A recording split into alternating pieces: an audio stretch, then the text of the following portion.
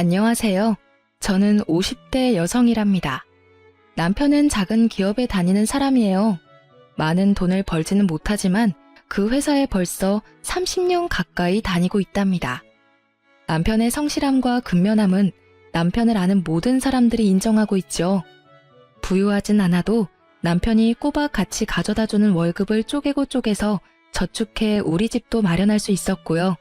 그리고 우리 부부에게는 그 무엇과도 바꿀 수 없는 보물이 하나 있어요. 다름 아닌 우리 외아들이랍니다. 공부를 잘해서 초등학교 때부터 1등을 놓친 일이 없었어요. 명문대학교를 졸업하고 우리나라 최고의 기업에 당당히 입사했죠. 참, 시집에 대한 이야기를 먼저 하고 넘어간다는 것이 아들 자랑에 앞서 이렇게 되었네요. 오늘 드리고 싶은 말씀은 주로 우리 동서와 관련된 일이라서 이제 시집에 대한 얘기를 해드리려고 합니다. 시부모님이 아직 살아계시고 남편은 두 형제 중 맞이랍니다. 시동생이 있고 손아래에 동서가 있죠. 제가 시집갈 당시 시집은 정말 찢어지게 가난했어요. 남편이 취직을 해서 그래도 끼니는 때우게 됐었지만 우리는 간신히 방 한 칸을 얻어서 살림을 시작해야 했었죠. 그런데 시동생이 시쳇말로 하면 장가를 잘 갔답니다. 동선의 친정아버지가 사업을 크게 하시는 부유한 집안이었거든요. 시동생이 동서의 친정아버지, 즉 시동생의 장인이 되는 분과 함께 사업을 운영하면서 돈을 좀 만지게 되었고 따라서 시집의 형편이 좀 피기 시작했어요. 그리고 이제는 그럭저럭 남한테 아쉬운 소리 안 하고 사는 정도가 되었죠. 시동생은 완전히 처가에 매여 있었고 동서에게는 입안에 혀처럼 굴었답니다. 그리고 가정에 지극히 충실하게 처신했고요. 동서는 자신의 친정이 부유하고 시동생이 자신의 아버지 사업체에서 일해서 시집을 돕는 것을 가지고 노골적으로 그리고 은근히 유세를 떨었답니다. 우선 시집에서 치르는 제사나 명절 등 시집의 행사 때 손 하나 까딱하지 않더라고요. 시집에 와서 며칠을 고생하는 저와는 달리 동서는 그것을 두툼한 돈봉투로 대신하더군요. 시부모님들께 돈봉투를 내밀고 세상의 최고의 효부라도 된 듯 아양을 떨더라니까요. 아버님, 어머님, 이 돈 가지고 이번엔 어디 온천에라도 다녀오세요. 다음번엔 제주도 가실 수 있도록 해드릴게요. 시부모 옆에 딱 붙어 앉아서 호맹맹이 소리를 내가며 하는 짓이 가관이었어요. 워낙 가난하게 사셨던 탓에 시부모는 그 돈봉투가 못내 반가웠나 봐요. 그래, 네가 효부다 효부야. 온천 가야지 암. 우리 둘째 며느리를 아주 잘 봤어. 얘 큰애야. 여기 과일하고 마실 것 좀 드려라. 나와서 일을 도우라고 해도 잠깐 나와서 일을 하는 둥 마는 둥 하다가 시부모가 있는 안방으로 다시 들어가 버리는 것이었어요. 자그마치 10년을 그렇게 살았네요. 혼자 일하는 게 너무 억울했지만 동서가 시부모 용돈 쥐어주는 것을 어찌 막을 도리가 없으니 그렇게 살았는데 점점 허리가 말을 안 듣더라고요. 파스를 붙였는데 잠시뿐이었고요. 아무래도 동서를 좀 손봐줘야겠다는 생각을 하고 있었는데 어느 해 추석 명절에 뜻밖의 일이 생겼죠. 그래서 동서가 매니큐어를 곱게 칠한 그 손을 물에 담글 수밖에 없게 되어버렸답니다. 재수가 없어서 그랬는지 재수가 좋아서 그랬는지 길에서 넘어져 오른손을 짚으면서 제 손목이 골절되었죠. 추석을 며칠 남기지 않았을 때 일이었답니다. 손을 쓸 수가 없으니 일을 할 수가 있나요? 결국은 그 얌체 동서가 독박을 쓰고 일을 혼자 다 하게 되었죠. 시부모는 오히려 저에게 핀잔을 주더군요.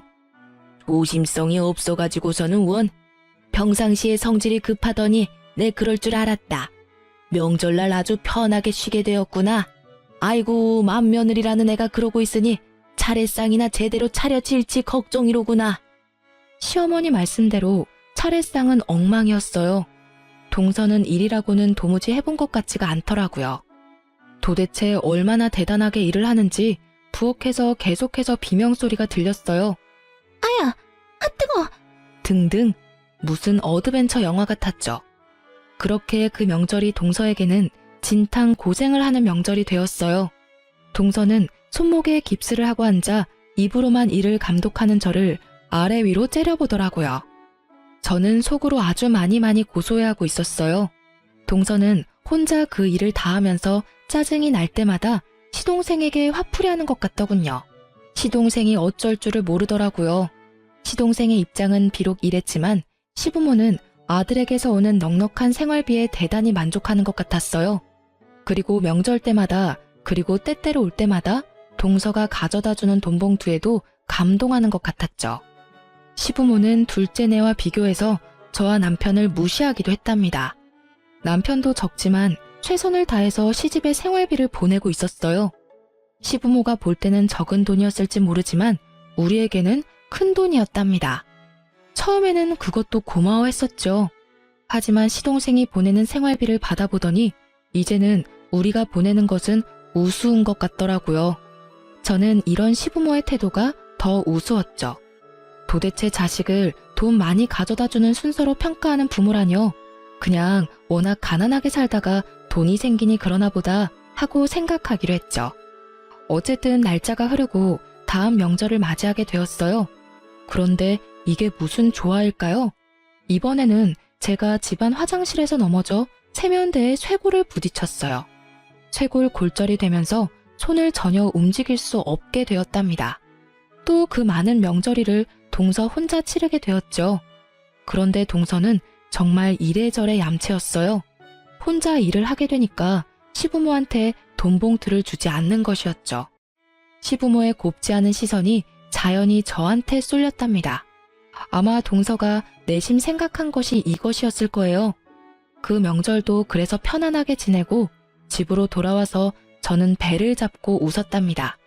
사실 2번 다 제가 동서에게 시집살이의 맛을 좀 보여주자고 꾸민 일이었어요.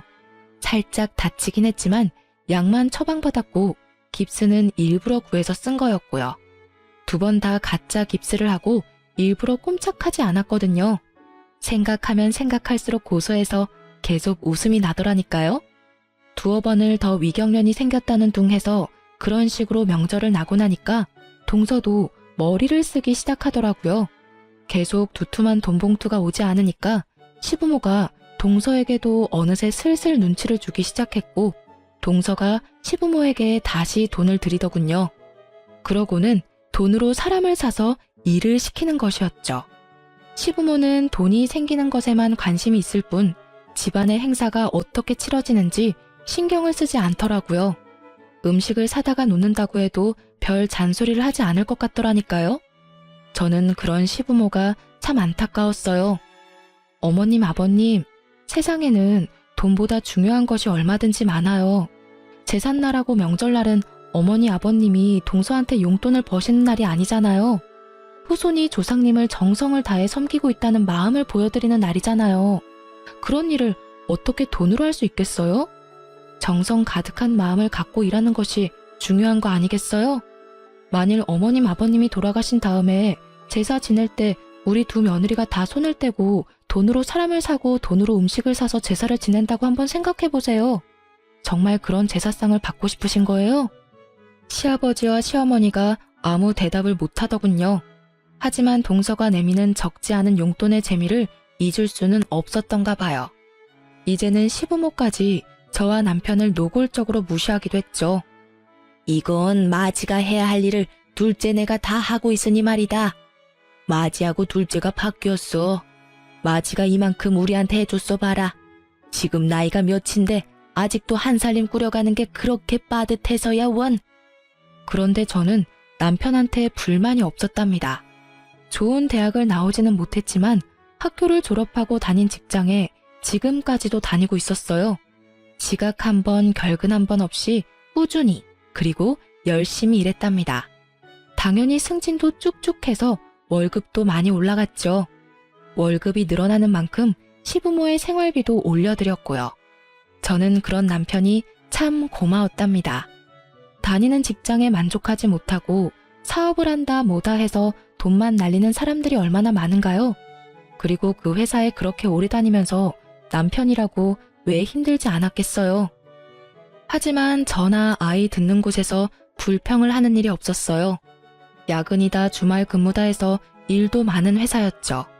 피곤하고 지칠만 한데도 남편은 한 우물을 파는 것이었죠.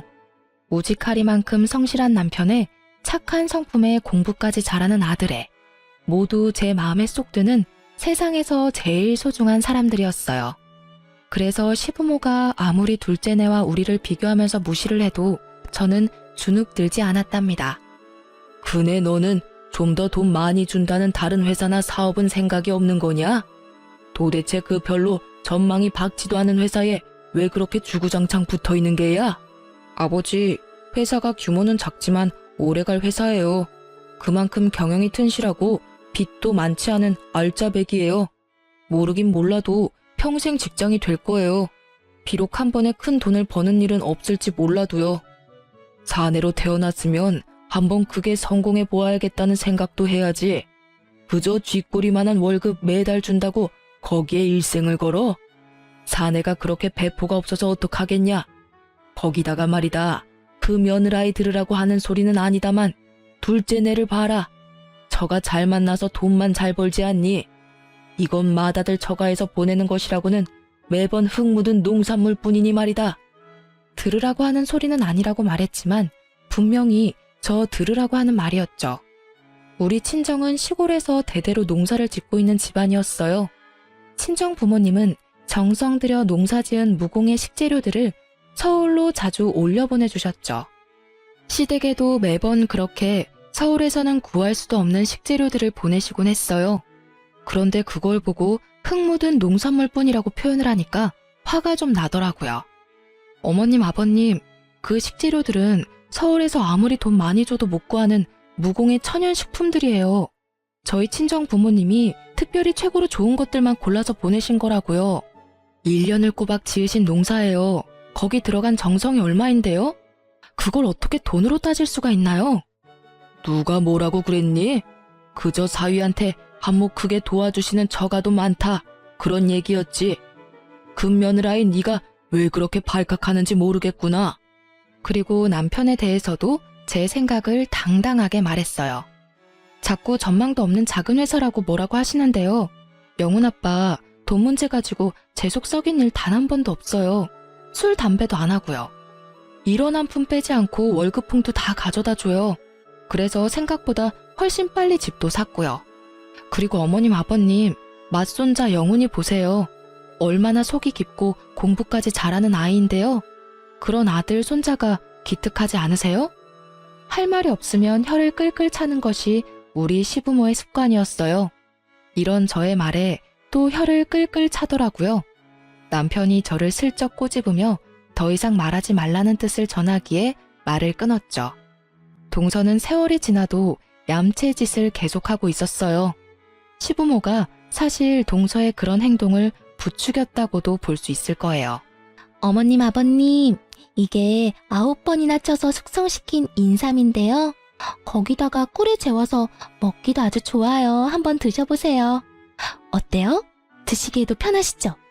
아버님 요즘 기력이 좀 떨어지셨다면서요. 옆에 두고 하루에 3~4번씩 드세요.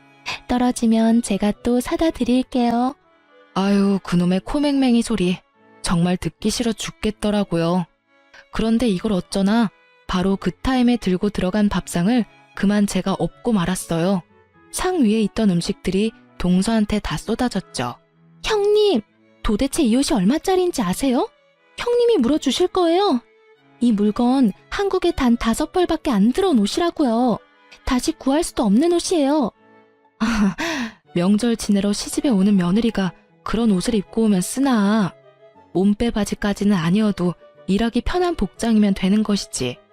명절 한번 지내고 나면 티셔츠에 기름 냄새가 배서 빨아도 안 없어지더라고. 그래서 영훈 아빠 입던 옛날 티셔츠 입고 와서 빨지 않고 버리기도 하거든.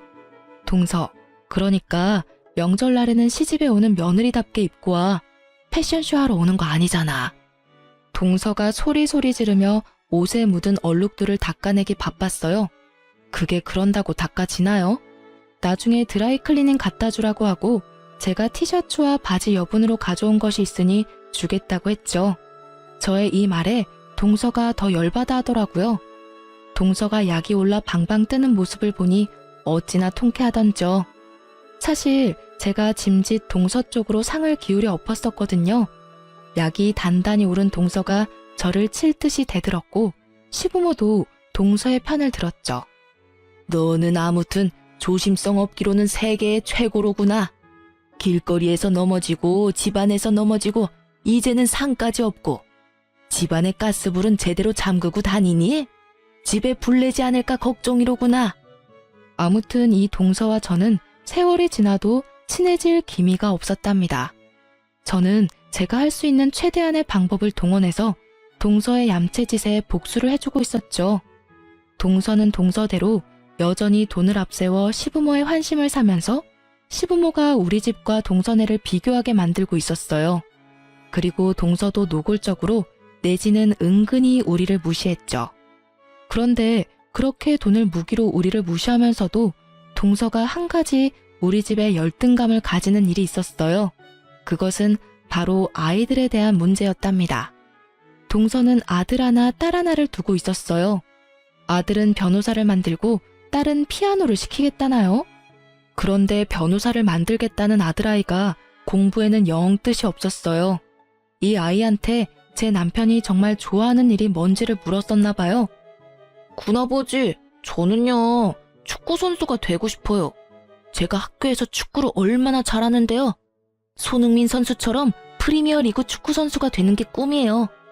그런데 엄마한테 이런 말을 하면 큰일 나요.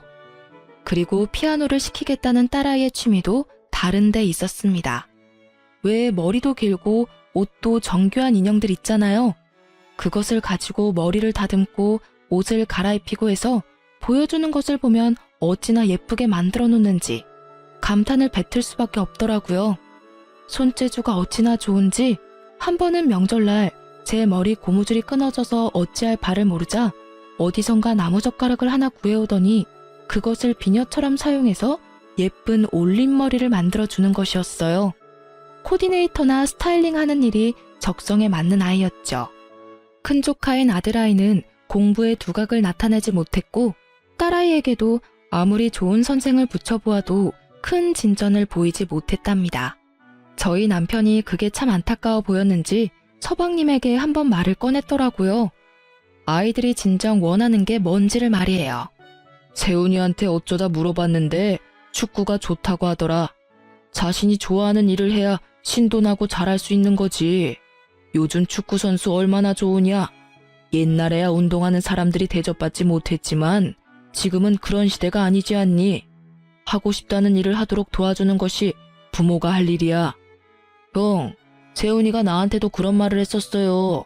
그런데 우리 집에서 제 말은 먹히지도 않는다는 거 형도 잘 알잖아요. 애들 교육에 대해서는 더군다나 애들 엄마가 완전히 꽉 쥐고 있다니까요. 변호사, 피아니스트 이렇게 어렸을 때부터 세뇌를 시키고 있는걸요. 아이들의 형편이 이러니 동서가 당연히 공부 잘하는 우리 아들에 대해서 신경을 곤두세웠죠.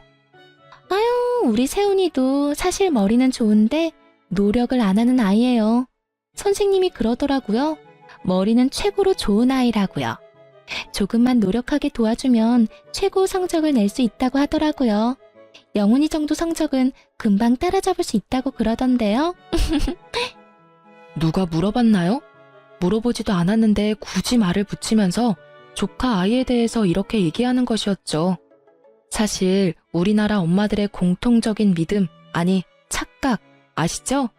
우리 아이는 머리는 좋은데 노력을 안 한다. 바로 그것이죠. 우리 형편의 아이에게 과외 선생을 붙이거나 비싼 학원에 보낼 수는 없었죠. 하지만 아이는 그런 것 없이도 자신의 노력으로 공부를 잘했답니다. 아이가 초등학교 다닐 때만 해도 단칸방에 살던 때였어요. 단칸방에 상 하나를 펴놓고 공부를 하면서도 1등을 놓치지 않았죠. 대학교도 평소에 원하던 좋은 대학교에 한 번에 합격했답니다. 아빠, 조금만 더 일하세요. 제가 졸업하고 나면 아빠 집에서 쉬실 수 있게 돈 많이 벌어올게요. 엄마도 매일 장부 펴놓고 계산 안 하시게 해드릴게요. 저 자신 있어요. 아들의 이런 말에 우리 부부는 콧등이 시큰해졌답니다. 동서는 아들을 변호사로 만들기 위해서 별 노력을 다하는 것 같았어요. 요즘 변호사가 되기 위해서는 옛날처럼 몇 년을 방에 틀어박혀서 고시 공부만 하면 되는 것이 아니잖아요. 일단 학교 레벨도 어느 정도 있어야 된다고 들었어요. 그리고 학점도 좋아야 하고 영어 성적도 뛰어나야 한다죠. 그리고 법학 적성 시험이라나 뭐라나 아무튼 생각할 수 있는 머리가 뛰어나야 잘 볼 수 있다는 시험까지 통과해서 로스쿨에 가야 한다죠. 그렇지만 축구 선수가 되고 싶다는 아이가 무슨 이런 공부에 재미를 붙이겠어요? 정말 하고 싶어 하는 것을 못하고 엉뚱한 곳에 매달려야 하는 조카 아이를 볼 때마다 마음이 좀 아팠어요. 결국 큰 조카는 지방에 있는 대학에 간신히 입학했고 작은 조카인 딸애는 대학엔 가기 싫으니 코디네이터를 양성하는 학원에 보내달라고 했대요. 동서가 펄펄 뛰며 반대한 것은 보지 않아도 비디오였어요. 동서는 어쨌든 이래저래 저와는 절대로 화합할 수 없는 사람이었답니다. 그렇게 우리 두 동서가 개와 고양이처럼 지내는 가운데 세월이 무심하게 흘렀죠. 아이들도 이제 장성했고요. 우리 영훈이는 대학을 우수한 성적으로 졸업하고 우리나라에서 최고라고 하는 기업에 당당히 입사했어요. 연봉 수준도 한국에서 3위 안에 드는 기업이라고 하더군요. 입사한 지 1년 만에 아들이 첫 자동차를 샀어요. 기념으로 제 아버지 회사에 가서 모시고 퇴근하겠다고 하더군요. 저까지 동승했죠. 사실 남편은 평생을 대중교통을 이용해서 출퇴근을 했답니다. 오늘은 아들이 운전하는 차로 퇴근하게 생겼네요. 일부러 미리 연락하지 않고 갔어요. 놀래켜줄 생각이었죠. 아니, 무슨 바람이 불어서 이렇게 둘 다 왔어? 영훈이 너 차 뽑았다고 하더니 벌써 나왔니? 오늘 우리 아들 덕에 지하철 안 타고 퇴근 한번 편하게 해보자꾸나. 아들은 나온 김에 여기저기 드라이브도 좀 하고 맛있는 것도 사주겠다고 하더라고요. 그렇게 해서 강남 쪽으로 가게 되었어요. 차가 좀 막히긴 했지만 아들이 산 첫 차를 타고 시내를 돌면서 정말 기분이 최고였답니다. 잠깐만요. 저 앞으로 작은아버지가 지나가신 것 같은데요. 제가 틀림없이 봤어요. 작은 엄마하고 같이 나오셨나 봐요. 전화해보세요. 근처에 계신 김에 제가 저녁 대접 같이 하게요. 남편이 시동생에게 전화를 걸었죠. 그리고 우리가 어디 있으며 영훈이가 가까이서 두 사람을 본 것 같으니 저녁을 산다고 했죠. 형, 영훈이가 잘못 봤나 봐요. 저 오늘 강남에 간 일 없는데요. 집사람한테 전화 걸어보세요. 집에 있을 거예요. 아무래도 아들이 비슷한 사람을 착각했던 모양이더라고요. 아니라는데 굳이 동서한테 전화를 할 필요가 없어서 우리 식구끼리 근처에서 맛있는 저녁을 먹고 집으로 돌아왔어요. 그런데 아들이 집에 와서까지 계속 자기가 본 사람이 작은아버지였다고 하는 것이었어요. 엄마, 정말 틀림없이 작은아버지였어요. 그다지 먼 거리가 아니었는데요. 숙모는 길 안쪽에 계셔서 잘 못 봤고 작은아버지는 확실히 본걸요. 쇼핑 가방을 많이 메고 계시던데요. 숙모하고 쇼핑이라도 나오신 것 같던데 제 눈이 틀림없어요. 눈까지 마주쳤는걸요. 다음번에 동서와 어찌저찌해서 통화가 되었을 때 이 일을 말해주었죠. 동서도 자신은 그날 강남에 간 적이 없다는 것이었어요. 아들이 잘못 본 것이 틀림없었죠. 어머나, 영훈이가 이제 차를 샀다고요? 우리 애들은 20살 될 때 차 한 대씩 다 뽑아줘서 능숙하게 운전해요. 영훈이더러 운전 조심하라고 하세요. 운전 시작하고 나서 처음에 사고가 많이 난다니까요. 말도 참 예쁘게 하는 우리 동서였어요. 도무지 구제불능이었죠. 저는 이제 동서가 이런 식으로 말하는 일에 아무렇지도 않은 경지에 이르러 있었답니다. 알았네. 조심하라고 할게. 처음이니까 알아서 조심할 테지만 말이야. 걱정해줘 고맙네. 아들이 받는 연봉은 우리의 상상을 훨씬 뛰어넘는 것이었죠. 하지만 연봉을 많이 주는 것이 결코 공짜는 아니더군요. 야근도 많았고 출장도 잦았어요. 일에 파묻혀 사는 아들이 걱정되었고 무엇보다도 이제 결혼할 나이였죠. 저렇게 일만 하다가 언제 결혼할 사람을 만나나 싶은 생각이 들더라고요. 아들의 나이가 홍기가 들어서면서 슬슬 걱정이 되고 있었답니다. 하지만 곧 무슨 소식이 있겠거니 하고 기다리고 있었죠. 그러던 중 드디어 아들이 정말 기쁜 소식을 들고 왔어요. 결혼하고 싶은 아가씨가 생겼다는 것이었죠. 우리 두 내외는 정말 뛸 듯이 기뻤답니다. 아들처럼 인류 기업은 아니지만 괜찮은 회사에 다니는 아가씨라더군요. 그런데 아들이 설명하는 그 아가씨의 집안 상황이 좀 마음에 걸릴 만한 것이었어요. 아버지와 어머니가 일찍이 헤어지셨다나 봐요. 그래서 어머니 혼자서 딸만 바라보고 사셨대요. 사별한 것도 아니고 이혼을 한 것이라니 마음에 걸렸답니다. 그리고 덧붙이는 말인즉 그 아가씨의 어머니가 곧 재혼을 할 것이라고 했어요. 오래 전부터 만나온 사람이었지만 딸이 어릴 때 재혼을 하게 되면 상처가 될 것 같아 차라리 성장해서 엄마의 입장을 이해하게 될 때 결혼을 하겠다고 했다죠. 이 아가씨가 그 사람을 실질적으로 아버지라고 생각한다고 말도 들을 수 있었답니다. 얼마 후에 아들이 그 아가씨를 집에 데리고 왔어요. 참 예쁜 아이더라고요. 같이 식사를 하면서 조심해가며 집안 상황에 대해서 물었어요. 어머니와 아버지가 일찍 헤어지셨지만 새아버지 되실 분은 어머니가 워낙 오래전부터 만나오셨기 때문에 아버지에 대한 미련은 없다고 하더군요. 그러면서 새아버지 되실 분이 하는 사업이 잘 되어 부유하신 분이라고 덧붙였어요. 그리고 그 사업은 결국 제 아들이 물려받을 것이라고 했죠. 그런데 이 말은 덧붙이지 않는 것이 좋았겠다 싶었답니다. 마치 젊은 시절의 동서를 보는 것 같았고 그 집에 매여 사는 시동생 생각이 날 수밖에 없었거든요. 거기다 동서 때문에 돈 자랑하는 사람들에 대해서 아주 학지를 뗀 저였어요. 그런데 며느리감이 묻지도 않은 새아버지의 경제 상황에 대해서 이야기를 꺼내니 저도 모르게 표정이 굳어지더군요. 그런 저를 눈치챘는지 남편이 유쾌하게 분위기를 바꿔보려고 했어요. 아, 그래? 잘 됐구먼. 어머니께도 그동안 많이 힘이 되고 위로가 되셨을 테니까. 그러면 이번 결혼에도 그분이 혼주석에 앉으실 건가? 며느리감이 그럴 것이라고 하더군요. 그렇다면 그 전에 어머니가 먼저 결혼을 하실 것인지 제가 물어보았죠. 그랬더니 새아버지 되실 분이 사업상 정리를 하셔야 할 일이 많아서 그 정리가 끝나야 어머니와 재혼이 가능하다는 것이었어요. 사실 이것도 제 마음에 그다지 흡족한 대답이 아니었죠. 결혼 전이라면 그냥 남자친구인데 혼주석에 앉다뇨. 썩 내키는 혼처는 아니었지만 아들이 좋다고 하니 그쪽 집안 사정이 그렇다 해도 무조건 말릴 수 있는 일은 아니었어요. 집안 형편이 평범하지 않은 것이 계속 마음에 걸렸죠. 시부모에게 전화를 했죠. 시부모도 당연히 맏손주의 결혼에 관심이 컸기에 며느리감을 만나본 일을 전해야 했어요. 그리고 제 걱정거리에 대해서도 말했죠. 저처럼 며느리감의 성장 과정과 집안 환경에 대한 걱정이 크더군요. 그런데 이 이야기가 동서의 귀에 안 들어갔을 리가 없었죠. 어머나, 형님, 영훈이가 그 집 사업을 물려받는다면서요? 아주버님은 처가에서 받은 게 없으신데 영훈이는 그래도 아이가 똑똑하니 경제력 있는 장인을 만난 모양이네요. 아, 참, 장인이 아니라 장모의 남자친구라고 했던가요?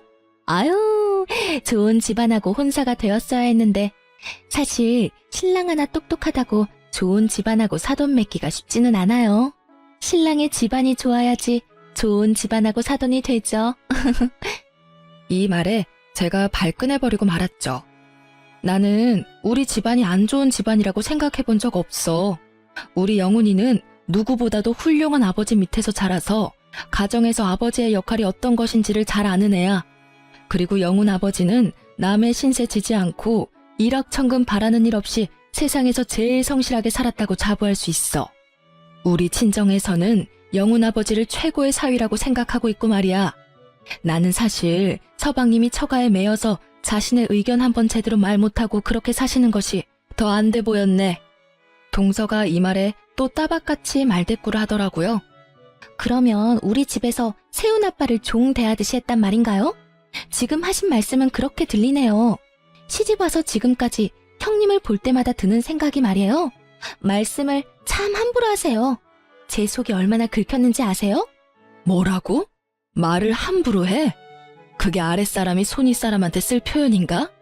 자네야말로 시집 와서 돈 봉투 뿌린 것 말고는 한 일이 뭔가? 하다못해 제사상 하나, 차례상 하나를 제대로 차려본 일이 없는 사람 아닌가 말이야. 그날은 이렇게 동서를 따끔하게 야단치고 전화를 끊었어요. 그런데 동서가 아주 나를 받은 사람 마냥 신이 났더라고요. 영훈이가 그렇게 똑똑하고 잘났다고 하더니만 결국은 그런 혼처를 만나게 되었다며 노골적으로 비아냥거리는 것이었죠. 하지만 저는 늘 그랬듯 주눅들지 않았답니다. 우리 아들이 판단을 했다면 그 판단을 일단 믿는다고 했죠. 그리고 결혼은 상대방의 사정을 자세히 알아보고 시킬 것이라고 했어요. 동서가 이렇게 신이 나 있는 사이에 아들의 결혼 이야기가 착착 진행되고 있었답니다. 저는 무엇보다도 그 새아버지 될 사람에 대해서 자세히 물었죠. 아들의 말로는 사업을 크게 하시는 분이라고 하는데 최근에 장기 출장이 잦아서 말만 들었지 아들도 아직 만나지 못했다는 거였어요. 그리고 아들에게 콕 집어서 물었어요. 설마 그 아버지 될 사람이 크게 사업을 한다니까 네 숙부처럼 그 집에 묶여서 그렇게 살 생각은 아니겠지? 라고요. 아들이 웃더라고요. 아들의 꿈은 지금 있는 회사에서 적어도 임원급 이상으로 승진한 다음에 은퇴를 하는 것이라고 못을 박더군요. 그러고 나서 그 경험을 토대로 장인의 사업을 물려받든 다른 사업을 하든 생각할 것이라고 했어요. 그 말을 들으니 안심이 되었답니다. 천금을 가져다 준다고 해도 아들이 시동생처럼 사는 것은 정말 싫었거든요. 시간이 흘러 드디어 상견례 날이 코앞에 다가와 있었어요. 아들의 말로는 아직 결혼을 하지 않았지만 어차피 실질적인 혼주가 될 사람이었기에 며느리감의 새아버지가 될 사람도 상견례장에 올 것이라고 했죠. 솔직히 마음에 들지는 않았어요. 아직 안사돈과 결혼도 안 한 사람이 바깥사돈 역할을 한다뇨. 제대로 하자면 안사돈 한 분이니 저만 상견례에 나가고 나중에 안사돈이 결혼을 하게 되면 다 같이 만나는 것이 경우 있는 일이라고 생각했어요. 그런데 최근에 장기 출장이 잦았기에 우리 아들의 얼굴도 못 보았다니 겸사겸사 상견례에 나와서 우리와 인사도 하고 아들의 얼굴도 보겠다는 것이었죠. 마음에 들지 않았지만 어쨌든 그렇게 다 같이 만나기로 했어요. 남자 쪽이니 우리가 먼저 나가 있는 것이 예의겠죠. 그래서 서둘러서 30분 정도나 일찍 상견례장에 도착했답니다. 30분이 흐르고 약속한 시간에서 약 5분 정도 전에 안사돈과 바깥사돈 될 분, 그리고 며느리감이 상견례장에 도착했어요. 그들이 상견례장 문을 열고 들어서는 순간 상견례장은 발칵 뒤집혔답니다. 이게 어떻게 된 일인지... 형, 영훈아, 어떻게 여길... 저는 정말 다리가 휘청할 정도로 어지럼증까지 느꼈어요. 작은아버지가 어떻게 여길... 이게 어떻게 된 거예요? 이분이 네 새아버지가 될 분이 정말 맞아? 도대체 이게 다 무슨 말씀들인가요? 작은아버지라뇨? 우리 새아버지 될 분이 어떻게 영훈 씨 작은아버지가 된단 말이에요. 이건 말도 안 돼요. 뭔가 잘못된 일일 거예요.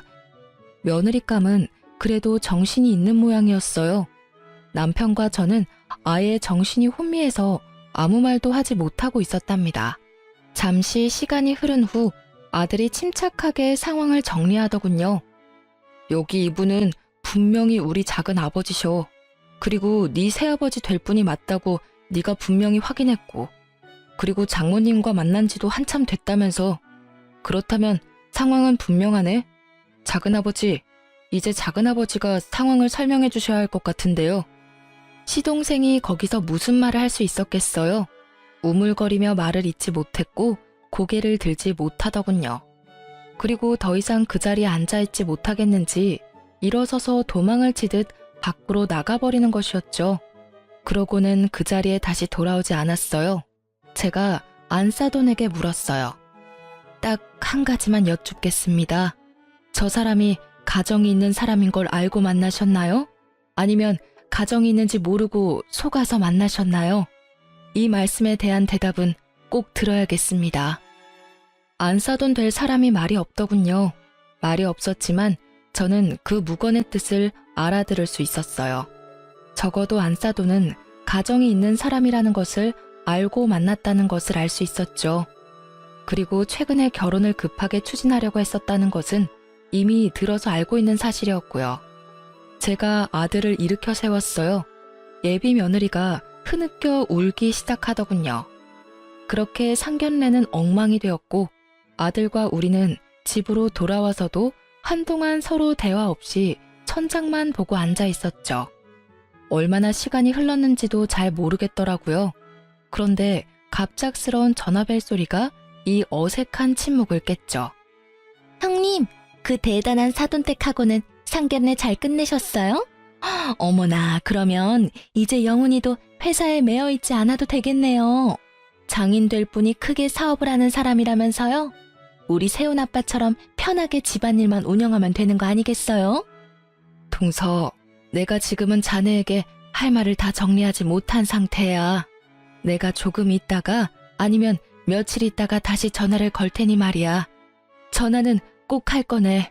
해야 할 얘기가 있거든. 그때 궁금한 거 다 물어보고. 전화를 끊자 이어서 아들이 말하더군요. 자신의 결혼 문제와는 별도로 이 이야기는 작은 어머니한테 전해야 한다는 것이었죠. 저도 아들의 의견에 찬성했답니다. 결코 동서를 놀리거나 골탕 먹이려는 의도가 아니었어요. 이 문제는 동선의 집의 운명을 좌우하는 중대한 문제이기 때문에 아들의 의견에 찬성한 것이었죠. 그리고 얼마 전에 들은 말이 있었죠. 곧 동선의 아버지가 시작하시고 일구신 사업체의 명의까지 시동생에게 넘어갈 것이라는 이야기였어요. 지금까지는 경영만 했거든요. 정말로 우리 시동생을 나쁘게 생각하지 않으려고 했었어요. 결혼 전에 시동생의 모습도 머릿속을 스쳐 지나가더군요. 일하기 싫어하고 나태한 사람이었어요. 시아버님이 인물이 좋으신 분이었죠. 그 인물을 빼닮아 젊은 시절에 정말 여러 여자 울리던 사람이었답니다. 아들이 자신이 계획을 세워서 이 일을 정리하겠다고 말하고는 자기 방으로 물러가더군요. 아들의 마음이 지금 어떨까를 생각하니 마음이 찢어졌어요. 결국 아들이 이틀 정도를 고민하고 나서 우리에게 계획을 이야기하더군요. 아들은 우선 며느리감이라고 데려왔던 아가씨와 그 어머니에게 전화를 걸어 한 번은 더 만나야 하지 않겠느냐고 하더군요. 그쪽에서 망설이는 것 같더니 그러자고 하는 것 같았어요. 시내의 모처로 두 사람을 불러냈죠. 그리고 아들은 정말 작은 어머니를 속이고 싶지는 않지만 지금은 그럴 수밖에 없는 것이 가슴 아프다고 하면서 동서에게 전화를 걸었어요. 엄마가 결혼 문제 때문에 작은 어머니와 의논할 것이 있으니 작은 어머니만 나오라고 했죠. 동서야 보나마나 가뜩이나 아들의 결혼 문제에 대해서 더 비아냥거려주고 싶어 했겠죠. 동서가 얼른 조카인 제 아들의 제안을 받아들이는 것 같았죠. 그리고 마지막으로 이 사태를 만든 주범인 시동생에게 전화를 하는 것 같더군요. 전화를 안 받는 것 같았어요. 하지만 시동생이 이 세상 모든 것에서 도망치지 않는 이상 회사나 집 밖에 있을 곳이 어디 있겠어요. 결국 아들이 작은아버지를 찾아내어 누가 모여있다는 말도 하지 않은 채 그 장소로 차에 태워 데리고 왔어요. 이제 관련된 모든 사람이 다 모인 셈이었죠. 여기가 도대체 무슨 자리인가요, 형님? 저는 형님만 계실 줄 알고 나왔는데 저 두 분은 잘 모르는 분들이네요. 혹시 며느님 되실 분하고 안사돈 되실 분이세요? 그리고 곧이어 들어오는 시동생을 보고 동서가 의외라는 표정을 지었어요. 시동생은 모든 사람이 다 모여있는 것을 보고는 기겁을 하더군요. 예비 안사돈을 다그쳐 언제 시동생을 처음 만났는지 물었어요. 20년 가까이 됐어요. 저 아이가 아직 어릴 때니까요. 이 사람이 늘 이혼하고 싶다고 했었어요. 지금은 그 집안의 머슴처럼 살고 있지만 언젠가 그 재산이 자기 것이 되면 이혼할 것이라고 했었고 요즘 들어 곧 그렇게 될 것이라고 했어요. 그래서 우리는 이제 곧 결혼하려고 했었어요. 눈치 빠른 동서가 이 이야기의 내용을 캐치한 것 같더군요. 잠시 얼이 빠진 듯 했던 동서가 시동생을 다그쳤어요. 당신 결국 돈을 보고 나하고 결혼한 거였어. 그 긴 시간을 참 잘도 버텼네요. 더군다나 20년간이나 다른 여자를 만나면서 이 여자하고 합치고 싶어서 어떻게 기다렸어요? 그런데 이 여자하고도 꼭 돈이 있어야 합칠 수 있었던가 보네. 요즘 와서 결혼 이야기가 본격적으로 나왔다고 하는 걸 보니까 자칫하면 모르고 명의를 넘길 뻔했어요. 내 선택은 분명해요. 당신의 생각을 안 이상 이혼할 거예요. 형님의 안사돈 되시는 분, 이제 선택은 당신만 하시면 되겠네요. 돈을 보고 결혼한 시동생과 돈을 그토록 좋아하며 돈을 앞세워 살아온 동서의 콜라보라고 밖에 할 말이 없더군요. 안 싸돈 될 뻔했던 사람의 선택이 갑자기 궁금해지는 건 왜일까요? 아들이 곧이어 파혼을 선언하더군요. 사돈 될 뻔했던 사람과 며느리 될 뻔했던 사람이 먼저 자리를 뜨고 시동생이 또 도망치듯 자리를 피했죠. 동서는 다리에 힘이 풀렸는지 사람들이 나가버리자 의자에 주저앉고 말았어요. 평생을 그렇게 다투며 지낸 동서였지만 어쨌든 가족이었죠. 마음이 아프더라고요. 돈이라는 것이 이렇게 허망한 거야, 동서. 동서가 그렇게 믿고 의지했던 돈, 그것 때문에 평생을 속아 살아왔다는 것을 생각해보길 바래. 서방님은 원래 일하기도 싫어하고 일확천금을 노리는 경향이 큰 사람이었지. 그런 사람이 그래도 결혼해서 장인 아래에 잘 붙어있다고 생각했었어. 돈에 팔려간 결혼, 사람을 사랑해서가 아니라 돈을 사랑해서 한 결혼이 얼마나 위선적인 것인지를 이제 알았으리라고 생각해. 그렇게 허망한 돈을 믿고 시집에 대한 도리까지 돈으로만 해결하려 했던 잘못된 인성을 고치지 않으면 돈은 아마도 동서를 계속 속이고 말 거네. 동서가 이미 이혼을 선언했고 아들도 파혼을 선언한 마당이었어요. 시동생이 이혼만은 못하겠다며 매달렸다는군요. 하지만 동서는 매몰차게 이혼을 진행했다죠. 그리고 나중에 들은 이야기지만 시동생의 내연녀, 즉 며느리가 될 뻔했던 아이의 엄마는 시동생을 버렸다죠. 시동생에게 남은 재산이 거의 없다는 것을 알고 그랬던 것 같더군요. 동서가 우리 가족에게 남이 되는 날 시부모에게 큰 절을 한번 올리고 떠나더군요. 형님 말씀대로 제가 잘못된 생각을 가지고 살았고 그것이 결국 제 발등을 찧었어요. 그걸 이제야 알겠네요. 형님이 그걸 가르쳐 주셨어요. 내내 행복하시길 바랄게요. 이 말을 끝으로 동서는 우리 가족에게서 멀어져 갔답니다. 평생을 개와 고양이처럼 다투며 살았지만 그렇게 떠나는 동서의 뒷모습을 보니 아주 살짝 눈물이 나더군요. 제일 큰 걱정은 아들이 받았을 상처였어요. 아들은 한동안 말없이 회사와 집을 왔다 갔다 하더군요. 시간이 좀 필요하겠죠. 하지만 저는 아들을 믿는답니다. 공부를 잘했지만 책상에만 붙어있는 샌님으로 키우지 않았어요. 우리 아들 강한 아이랍니다.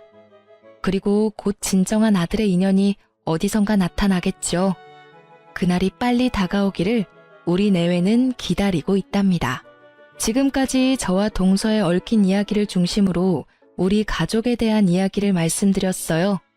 읽어주셔서 감사합니다.